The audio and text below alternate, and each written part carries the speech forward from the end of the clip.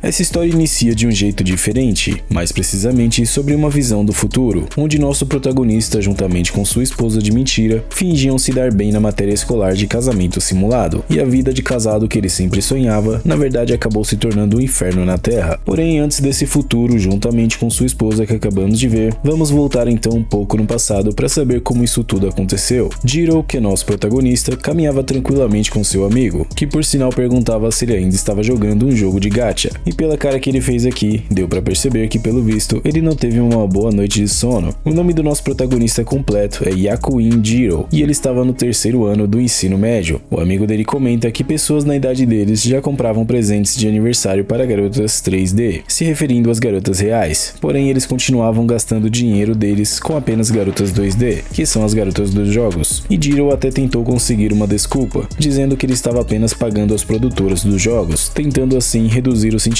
de culpa em si mesmo com essa desculpa. E mesmo aos 18 anos de idade, nosso MC ainda não tinha sequer conseguido uma namorada. Já nesse momento, vemos uma garota nova aparecendo, e ela se chamava Sakurazaka Shiori, amiga de infância dele. Como ele estava com cara de zumbi falecido, ela perguntou se ele tinha passado a noite toda jogando novamente, e quando ele a chamou por Sakurazaka, ela pediu para que ele parasse de chamá-la assim, até porque ele parecia distante demais quando ele fazia isso. Sendo assim, ela pediu para que ele a chamasse pelo seu primeiro nome. Um detalhe à parte que eu acabei esquecendo de comentar é que essa garota também é o primeiro amor do nosso protagonista, e apesar das pessoas dizerem que normalmente o primeiro amor nunca dava certo, ele sempre desejou o contrário disso. Mas acordando para a realidade, uma nova garota aparece, dizendo que eles estavam bloqueando a porta da sala de aula. Essa garota em específico se chama Watanabe Akari, e apesar da Shiori elogiar Akari por sua bela aparência, Jiro acabou se fazendo de difícil, dizendo que ela não fazia o tipo dele. Ainda assim, sua amiga de infância diz que se ele conversasse com ela, veria que ela era uma boa pessoa. Porém, ele pensava que pela forma que ela se vestia e se arrumava, ela aparentava ser aquelas garotas fáceis de se conquistar. Além disso, ele também pensava que pessoas como ela tratavam pessoas parecidas com ele como se fossem retardados. Sendo assim, ela era o tipo de pessoa que ele com certeza não gostaria de se meter. Apesar de Akari lançar um olhar um tanto quanto reprovador ao nosso protagonista, fazendo com que ele pensasse que ela tinha lido o pensamento dele, rapidamente ela mudou seu jeito completamente, até porque ela acabou encontrando com um jovem rapaz chamado Tenjin Minami. Akari, na verdade, era completamente apaixonada por Minami, e o brilho desse personagem fazia até mesmo com que Jiro fosse purificado. A jovem dama acabou comentando que estava feliz, mais precisamente por passar mais um ano na mesma sala que ele. Depois dessa cena, nem mesmo Jiro acreditava que aquela mesma expressão recentemente mostrada tinha vindo justamente da garota que tinha lançado um olhar reprovador para ele. No entanto, logo que ele se senta, Shiori comenta que seria bom se ela e o Minami se tornassem companheiros de classe, e ele revela ter pena do Minami se isso acontecesse realmente. Ela continua dizendo que pelo fato de ela ser tímida, ela ficava assustada de ficar com alguém que ela não conhecia, e até mesmo ele se mostrou preocupado caso isso acontecesse com ele também, até porque ele só falava com seus amigos sobre jogos e essas coisas assim. Mas logo que Shiori disse que seria bom se eles ficassem com alguém que eles realmente conheciam para a prática de casal, ele acabou ficando tanto quanto envergonhado ao ver a garota que ele gostava com aquele sorriso. Temos então uma introdução do professor, que por sinal revelou que a partir daquele dia em diante, por eles serem terceiranistas, eles seriam envolvidos na tradição da escola, que era a prática de casal, que basicamente é uma espécie de casamento simulado, onde os alunos tentam viver uma vida de casal real com seu parceiro do sexo oposto. Falando mais detalhadamente sobre isso, um garoto e uma garota se tornarão pseudo-casados e morarão em um apartamento para essa prática. Isso basicamente era um curso, então a performance deles iria determinar se eles iriam ou não passar de ano, mas como eles ainda permaneceriam como alunos, eles fizeram quartos separados para essa matéria, que por sinal só poderiam ser abertos com as digitais da pessoa que dormia no quarto, e Jiro achava essa prática bem estranha por sinal, mas sendo bem sincero, eu queria que na minha escola tivesse uma prática como essa. Se você gostaria que também tivesse algo assim na sua escola, deixe nos comentários a sua opinião. Depois do discurso motivacional do professor, ele desejou sorte aos alunos, dizendo para eles seguirem em frente com suas determinações. As chances de ele cair juntamente com Akari eram apenas de 75 para 1,